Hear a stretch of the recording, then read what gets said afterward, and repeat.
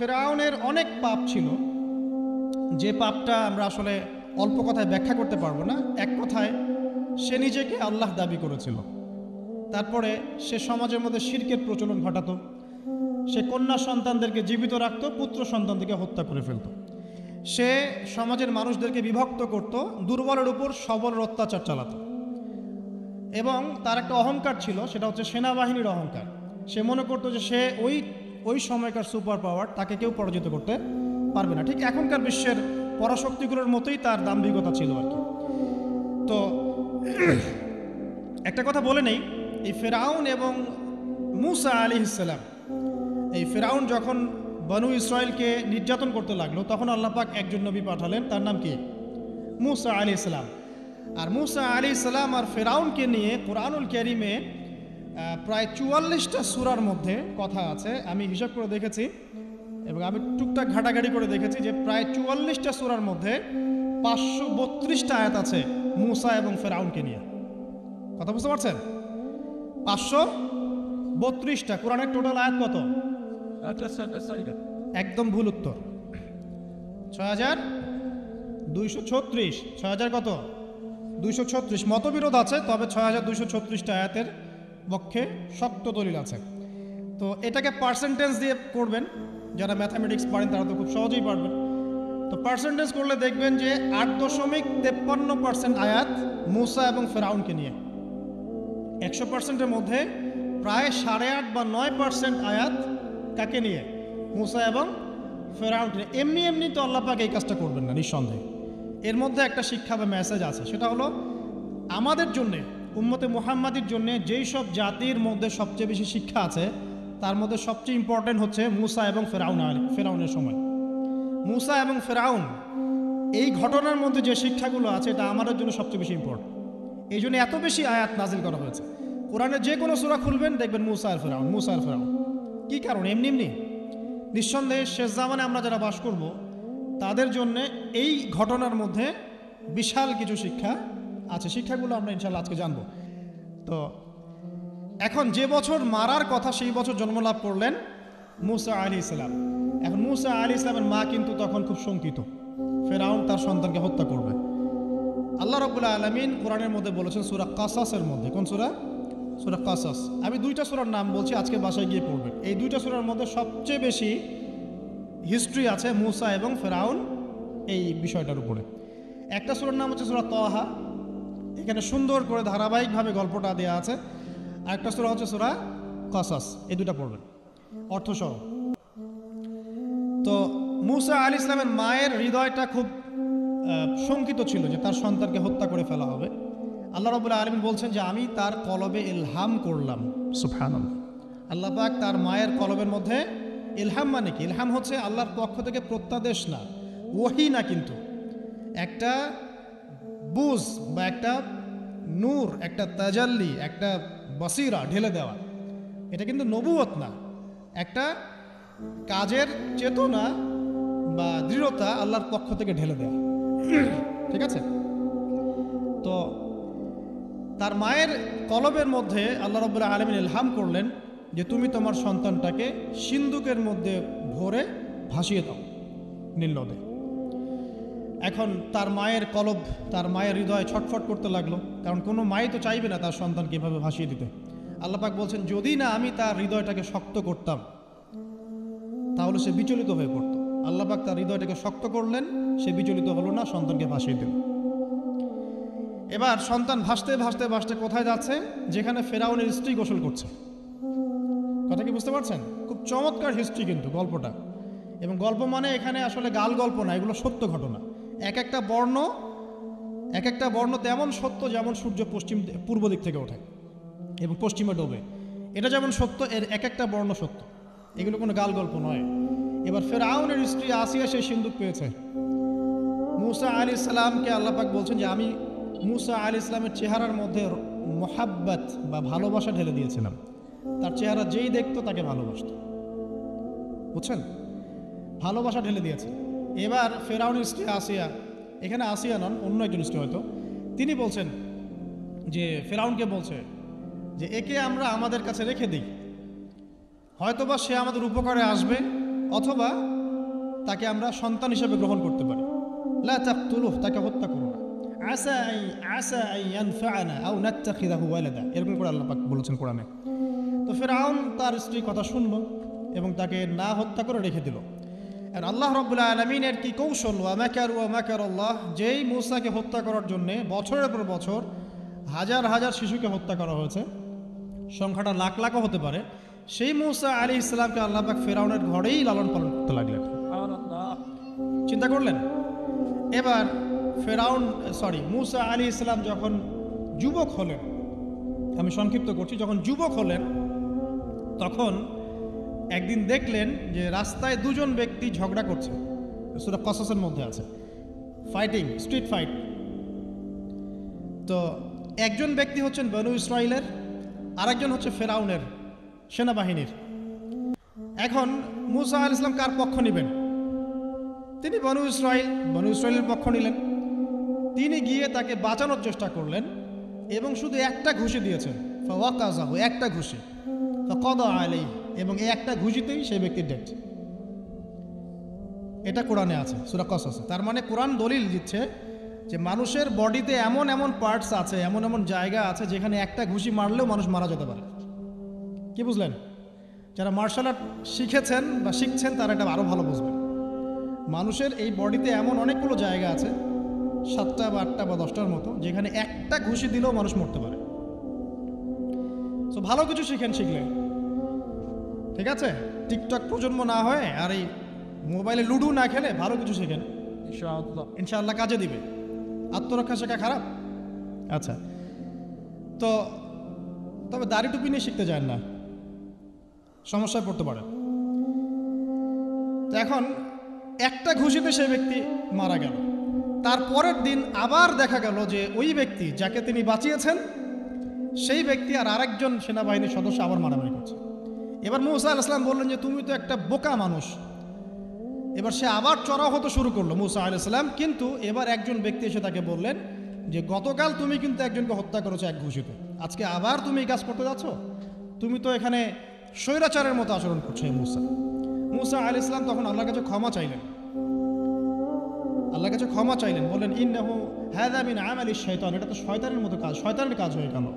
রব্বিক ফিরলি, আল্লাহ আমাকে মাফ করে দিন। ফাগফারা লাহ, আল্লাহ পাক বলছেন আমি তাকে মাফ করে দিলাম। তিনি তো ইচ্ছাকৃতভাবে করেন নাই, করেছেন আনইনটেনশনালি, এটা হয়ে গেছে। কিন্তু এখন ফেরাউন মূসা আলাইহিস সালামকে ধাওয়া করতে শুরু করলো, কারণ ফেরাউনের দৃষ্টিতে মূসা আলাইহিস সালাম একটা মার্ডার করেছেন তার দৃষ্টিতে, কিন্তু মূসা আলাইহিস সালাম তো আর এটা করেন নাই, ইচ্ছা করে এটা হয়নি, অ্যাক্সিডেন্টলি হয়ে গেছে। এখন মূসা আলাইহিস সালামকে এক ব্যক্তি এসে বলল তুমি এখান থেকে তাড়াতাড়ি পালাও, এই মিশরে থাকলে ফেরাউন তোমাকে ধরে এখন শাস্তি দিবে। এখন মূসা আলাইহিস সালাম বাধ্য হয়ে মিশর থেকে চলে যাচ্ছেন কোথায়? মাদিয়ান। কোন জায়গা? মাদিয়ান। এটাও আরবের মধ্যে একটা জায়গা, যেই জায়গার নবী হচ্ছেন শুআইব আলাইহিস সালাম। কি নাম? আচ্ছা, এবার শুআইব আলাইহিস সালামের সেই কওমে মূসা আলাইহিস সালাম গেলেন, না খাবার আছে, না পানি, না কাপড়, কিছুই নেই, একদম রিক্ত হস্ত। সেখানে গিয়ে তিনি দেখলেন যে এমনই একটা জলাশয়, হয়তোবা আল্লাহ ভালো জানেন, সেই জলাশয়ের কাছে কিছু মানুষ পানি পান করাচ্ছে গবাদি পশুদেরকে। আমি কি বুঝাতে পারছি? আচ্ছা, তো দূরে দুজন মেয়ে দাঁড়িয়ে আছে। এই দুজন মেয়ে অনেকক্ষণ থেকে দাঁড়িয়ে আছে, তারা পানি পান করাতে পারছে না। মূসা আলাইহিস সালাম অনেকক্ষণ থেকে অবজার্ভ করছেন যে মেয়ে দুটো পানি পান করাতে পারছে না গবাদি পশুদেরকে। তিনি প্রথমে একটু অস্বস্তি বোধ করলেন, তারপরে আবার গেলেন তাদের কাছে, গিয়ে বললেন কি সমস্যা। তখন সেই মেয়েরা বলল যতক্ষণ পর্যন্ত আমার কওমের লোকেরা এখান থেকে সরে যায় না ততক্ষণ আমরা পানি পান করাতে পারি না, কারণ আমরা দুর্বল, মেয়ে মানুষকে টাইম দিচ্ছে না আর কি। আর এদিকে আমাদের বাবা অত্যন্ত বৃদ্ধ মানুষ, বাসায় পড়ে আছেন একা। তখন মূসা আলাইহিস সালাম যুবক ছিলেন এবং তিনি কিন্তু শক্তিশালী ছিলেন, কওয়িউন আমিন, বিশ্বস্ত এবং শক্তিশালী। ওই যে এক ঘুষিতে মানুষ মারা মানুষ, কি মনে করছেন? তো তিনি এবার ওই গবাদি পশুদেরকে নিয়ে এসে পানি পান করালেন। পানি পান করিয়ে তিনি একটা গাছের ছায়ায় গিয়ে বসলেন। এই প্রত্যেকটা কথা কিন্তু কোরআনে আছে, প্রতিটা কথাই। সূরা কসস পড়েন, সূরা তাহা পড়েন। গাছের ছায়ায় বসে তিনি একটা দোয়া করছেন, এবার হাত উঁচু করে দোয়া করছেন, রব্বি, হে আমার প্রতিপালক, ইন্নী লিমা আনজালতা ইলাইয়া মিন খায়রিন ফাকির, হে আল্লাহ, আপনি আমার প্রতি যে রহমত বা যে করুণা বর্ষণ করবেন এর জন্য আমি ফকির হয়ে বসে আছি। দোয়ার ভাষাটা শুনছেন? আল্লাহ আপনি আমার প্রতি যে করুণা বর্ষণ করবেন আমি এর জন্য ফকির হয়ে বসে আছি। তো প্রত্যেকটা নেক কাজ করার পরে এরকম দোয়া করা সুন্নত, দোয়া কবুল হয়ে যাবে ইনশাআল্লাহ। দোয়া সাথে সাথে কবুল হয়ে গেল। এখন ওই দুইজন মেয়ের মধ্যে একজন মেয়ে হেঁটে হেঁটে আসছে। ওই মেয়ে কিভাবে হেঁটে এসেছে সেটাও কোরআন বলেছে, কিভাবে হেঁটে এসেছে সেটাও কোরআনে বলেছে সূরা কসাসের মধ্যে। সূরা কসাসে আল্লাহ পাক বলছেন ওই দুইজন মেয়ের মধ্যে একজন হেঁটে হেঁটে আসলো লাজুক পায়ে। কেমন পায়ে? লাজুক পায়ে। যেই চলাফেরা আপনি এখনকার মেয়েদের মধ্যে দেখতে পারবেন না। এখনকার মেয়েদের হাঁটার মধ্যে লজ্জা আছে, লজ্জাশীলতার সাথে লাজুক ভঙ্গিতে সেই মেয়ে হেঁটে হেঁটে আসলো। আল্লাহ পাক সেই কথাটাও কোরআনে বলেছেন। ওই মেয়ের হেঁটে আসাটা আল্লাহ রাব্বুল আলামিন ব্যাখ্যা করেছেন। সেই মেয়ে, দুইজন মেয়ের একজন মেয়ে হেঁটে হেঁটে আসছে মূসা আলাইহিস সালামের কাছে লাজুক ভঙ্গিতে, লজ্জায় মুখ নত করে, লজ্জাশীলতার সাথে এসে বলছেন যে আমার বাবা আপনাকে ডাকছে। তার বাবাকে? শুআয়ব আলাইহিস সালাম, আমার বাবা আপনাকে ডাকছে। এবার তিনি গেলেন শুআয়ব আলাইহিস সালামের কাছে, গিয়ে তার কিসসা বা কাহিনীটা বললেন। শুআয়ব আলাইহিস সালামও কিন্তু একজন নবী এবং জবরদস্ত নবী। বলে রাখি, শুআয়ব আলাইহিস সালামের কওম সর্বপ্রথম সেই কওম যাকে ভূমিকম্প দিয়ে ধ্বংস করা হয়েছিল। সর্বপ্রথম পৃথিবীতে ভূমিকম্প দিয়ে যে কওমকে ধ্বংস করে দেওয়া হয়েছে সেটা হচ্ছে শুআয়ব আলাইহিস সালামের কওম। আর তিনটা বড় বড় ভূমিকম্প আমাদের সামনে অপেক্ষা করছে শেষ জামানায়। তিনটা হবেই, একটা পৃথিবীর পশ্চিম দিকে, একটা পৃথিবীর পূর্ব দিকে। আর পূর্ব দিক বলতে কিন্তু আমাদের দিক, Indonesia, Malaysia, Bangladesh, Pakistan, Sri Lanka, India, এই পুরো জায়গা হচ্ছে পূর্ব দিক। আর পশ্চিমা সভ্যতা তো বোঝেন পশ্চিম কোন দিকে। আর একটা হবে পৃথিবীর মাঝখানে। মাঝখান কোনটা? এই যে জাজিরাতুল আরব, এখানে একটা হবে। এটা হবেই, কোনো বিজ্ঞানী ঠেকাতে পারবে না। তো শুআয়ব আলাইহিস সালামের কওম সেই কওম যাকে ভূমিকম্প দিয়ে ধ্বংস করা হয়েছিল। তো এখন মূসা আলাইহিস সালাম তার কাছে গিয়ে তার ঘটনাগুলো বললেন। শুআয়ব আলাইহিস সালাম তাকে বললেন, ঠিক আছে, আমার মেয়ের একটা দাবি। আমার মেয়ে বলেছে যে তুমি হচ্ছ বিশ্বস্ত এবং শক্তিশালী, তোমাকে যেন আমি আমার কাজে নিয়োগ করি। আসলে মেয়ে বাবাকে ইঙ্গিত একটা মানে মনের ভাব ব্যক্ত করেছে আর কি। তখন তার বাবা সেই ভাবটা বুঝতে পেরেছেন। তিনি বলেছেন, ঠিক আছে, আমি আমার এই মেয়ের সাথে তোমাকে বিয়ে দিব। শর্ত কি? শর্ত হচ্ছে তোমাকে 8 বছর আমার এখানে কাজ করতে হবে। 8 বছর, কত বছর? 8 বছর কাজ করার বিনিময়ে আমি তোমাকে আমার মেয়ের সাথে বিয়ে দিচ্ছি। আর যদি তুমি চাও তাহলে 10 বছর পূর্ণ করতে পারো। তো মূসা আলাইহিস সালাম বলেন, ঠিক আছে, আমাদের মাঝে আল্লাহ পাক সাক্ষী হিসেবে যথেষ্ট। এবার সেখানে মূসা আলাইহিস সালাম তার সংসার শুরু করলেন। 10 বছর অতিবাহিত হলো। তারপরে এখন মিশরে ফিরে যাওয়ার পালা। মূসা আলাইহিস সালাম তার স্ত্রীকে নিয়ে কোথায় যাচ্ছেন এখন? মিশর, তার হোম টাউন, ঠিক আছে, মাদারল্যান্ড। কিন্তু যাত্রা পথে তুয়া উপত্যকায় বিভিন্ন কিতাবে এসেছে তার স্ত্রীর প্রসব বেদনা শুরু হয়। তখন তিনি আগুন তালাশ করতে থাকেন। আগুন তালাশ করতে করতে আস্তে আস্তে তিনি এমন একটা জায়গার দিকে চলে যান তুয়া উপত্যকায়, যেখানে দেখেন যে গাছের উপর আগুন জ্বলছে। এবং তখন আগুনকে ফলো করতে করতে হঠাৎ তিনি এক গায়েবী আওয়াজ শুনতে পান। আওয়াজটা হচ্ছে এমন, আমি একটু পড়ে শোনাই। আওয়াজটা হচ্ছে এমন যে ইন্নী আনা রব্বুক ফাখলা'না আলাইক ইন্নাকা বিল ওয়াদিল মুকদ্দাস তুয়া। এই আওয়াজটা আল্লাহ পাকের। কার আওয়াজ? সুবহানাল্লাহ। আল্লাহ পাক মূসা আলাইহিস সালামের সাথে কথা বলছেন এই জায়গায়। আল্লাহ পাক বলছেন, নিশ্চয়ই আমি তোমার রব, তোমার জুতা খুলে ফেলো, কারণ তুমি একটা পবিত্র উপত্যকায় আছো। চিন্তা করতে পারেন? ওয়া আনা ইখতারতুকা, এবং আমি তোমাকে বাছাই করেছি হে মূসা, ফাসতামি' লিমা ইউহা, তুমি খুব মনোযোগ দিয়ে শোনো, আমি তোমার কাছে যা ওহী করছি এটা মনোযোগ দিয়ে শোনো। ইন্নানি আনা আল্লাহ, নিশ্চয়ই আমি আল্লাহ। আল্লাহ বলছেন ইন্নানি আনা আল্লাহ, নিশ্চয়ই আমি আল্লাহ। লা ইলাহা ইল্লা আনা, আল্লাহ বলছেন আমি ছাড়া কোনো ইলাহ নেই। ফা'বুদনি, আমার ইবাদত করো। ওয়া আকিমিস সালাতা লিযিকরি, আমার স্মরণের জন্য সালাত কায়েম করো। ইন্নাস সাআতা লাআতিয়াতুন, নিশ্চয়ই কিয়ামত অবশ্যই আসবে। আকাদু উখফিহা, আমি এটাকে গোপন রেখেছি। লিতুজজা কুল্লু নাফসিন বিমা তাসআ, যাতে করে প্রত্যেক নফসকে তার প্রতিদান দেয়া যায়।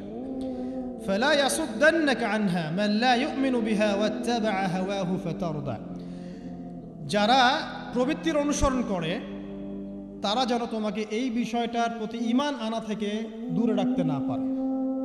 আল্লাহ পাক এই পর্যন্ত বললেন। এরপর আল্লাহ বলছেন ওয়ামা তিলকা বিয়ামিনিকা ইয়া মূসা, মূসা তোমার ডান হাতে এটা কি? মূসা আলাইহিস সালাম বলছেন যে ক্বালা হিয়া আসায়া, এটা আমার লাঠি। তার সাথে কি ছিল? একটা লাঠি। আতাওয়াক্কাউ আলাইহা ওয়া আহুশু বিহা আলা গনামি ওয়া লিয়া ফিহা মাআরিব উখরা, এই লাঠি দিয়ে আমি গাছের ডাল ছাটি, গবাদি পশুদেরকে চড়াই, এছাড়া আমি আমার বিভিন্ন কাজে লাঠি ব্যবহার করি। আল্লাহ পাক বলছেন ক্বালা আলকিহা ইয়া মূসা, মূসা এটা নিক্ষেপ করো দেখি, হাত থেকে ছুঁড়ে মারো। মূসা আলাইহিস সালাম ছুঁড়ে মারলেন, ফাআলকাহা, তিনি ছুঁড়ে মারলেন, ফাইদা হিয়া হাইয়াতুন তাসা, সাথে সাথে লাঠিটা ছোটাছুটি শুরু করলো সাপের মতো। অন্য সূরায় আছে এই দৃশ্য দেখার সাথে সাথে মূসা আলাইহিস সালাম উল্টা দিকে দৌড় দিয়েছিলেন। স্বাভাবিক, ভয় পাওয়া স্বাভাবিক।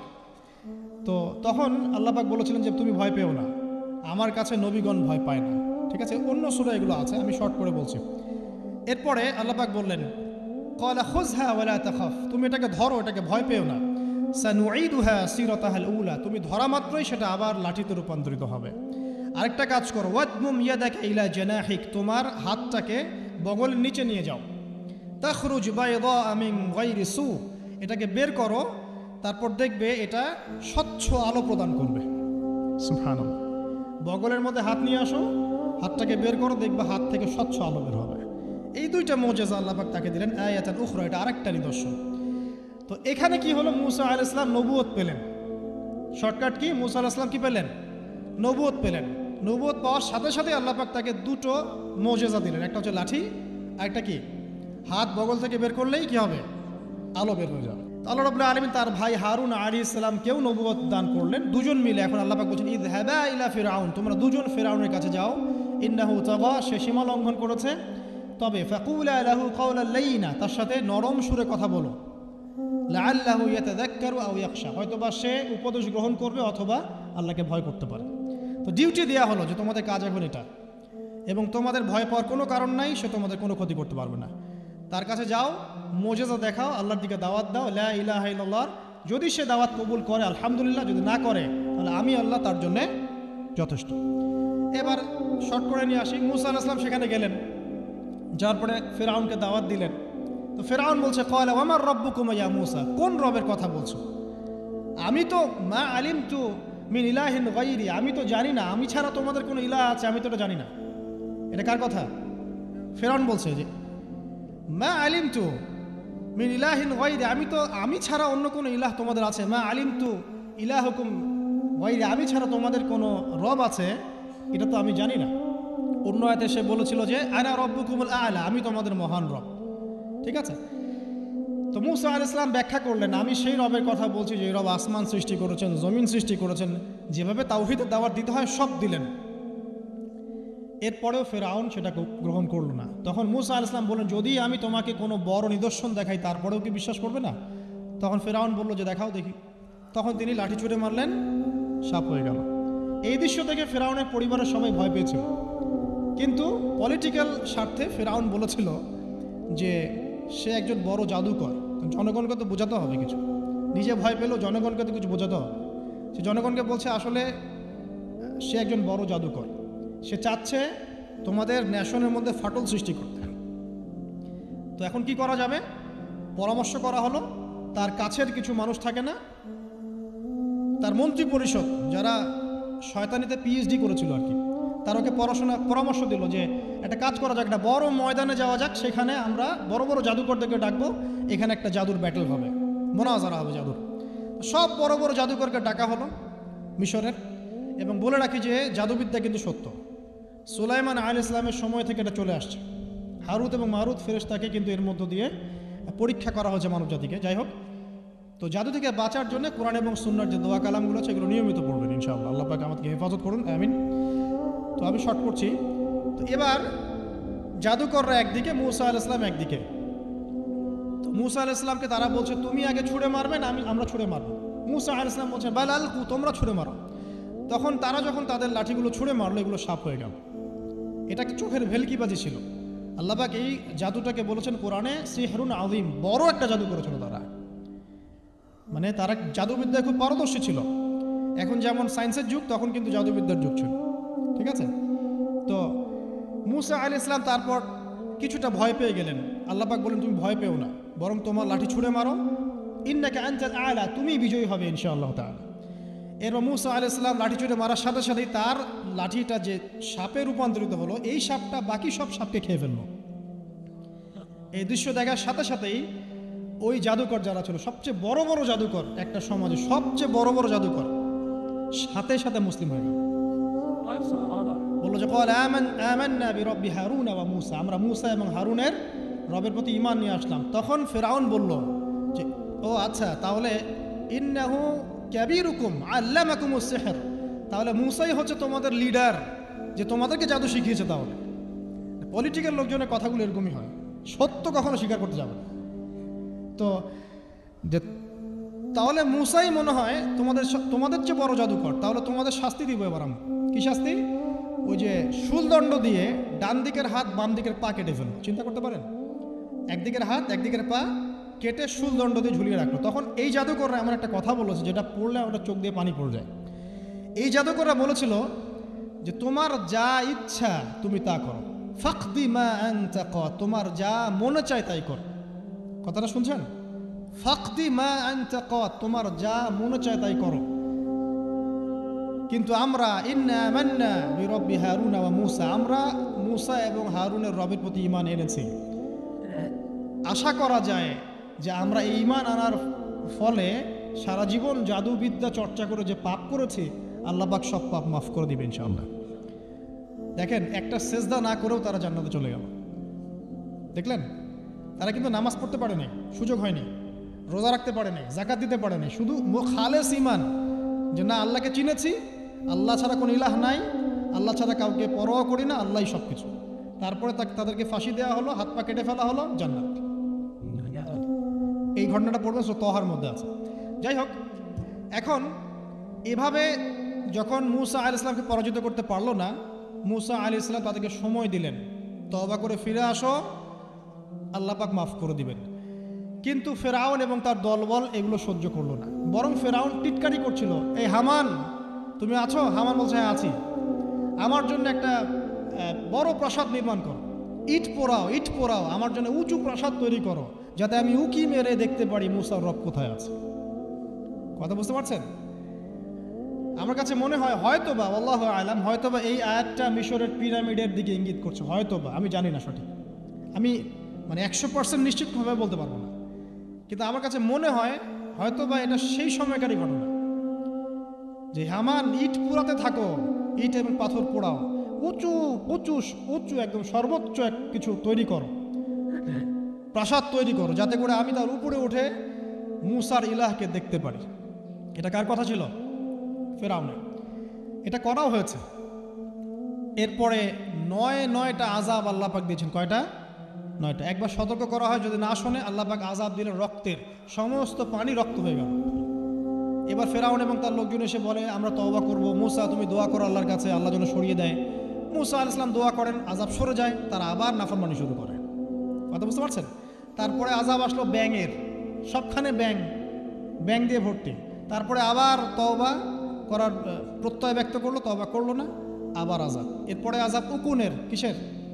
উকুন। এভাবে একটা একটা করে আসতে থাকলো। এবার প্লেগ, তারপর ফড়িং। প্লেগ এমনভাবে এসেছিল যে একদিনেই 70,000 মানুষ মারা গেছে। এভাবে 9টা আযাব আল্লাহ পাক দিলেন, কিন্তু ফেরাউন কিছুতেই ঈমান আনলো না। এবার সবশেষ পালা। সর্বশেষে মূসা আলাইহিস সালাম বললেন যে বনু ইসরাইলকে আমার সাথে যেতে দিবা কিনা সেটা বল। তো এখন যেহেতু অনেক মানুষ মারা যাচ্ছে প্লেগে, সবশেষে গিয়ে মূসা আলাইহিস সালামের কাছে ফেরাউন এবং তার এই যে হামান, কারুন, যারা ছিল, এরা নমনীয় হলো এবং বলল ঠিক আছে তোমরা বনু ইসরাইলকে নিয়ে এখান থেকে বের হয়ে যাও।